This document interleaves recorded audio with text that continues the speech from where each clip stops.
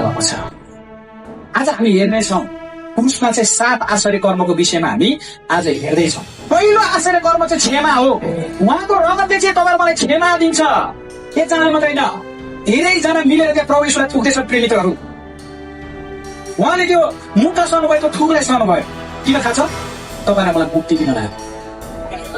तपाईँलाई नरक कुण्डको भागीदार थियो। प्रेमित, पापले तपाईँलाई मलाई नरकतिर लाँदै थियो। जब प्रभु येशू यो संसारमा आउनुभयो नि, आउँदै गर्दाखेरि उहाँले तपाईँको मेरो निम्ति दर्द, दुःख र कष्ट सहिनु भयो, मुखा सहिनु भयो। बुझ्नुभयो नि?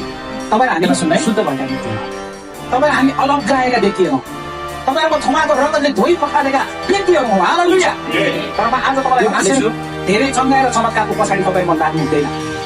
तपाईँले वास्तविक अनन्त जीवनलाई भुलेर यदि तपाईँ चङ्गाई छुटकाराको पछाडि लाग्नु भएको छ भने नि एक दिन तपाईँले प्रभुलाई भुली पठाउनुहुन्छ। येशूको पछाडि लाग्नुहोस्, चङ्गाई तपाईँको पछाडि लागेको छ। छिर्ने हरेक नयाँ गरी जन्मिने पर्छ परमेश्वरको राज्यमा जानको लागि।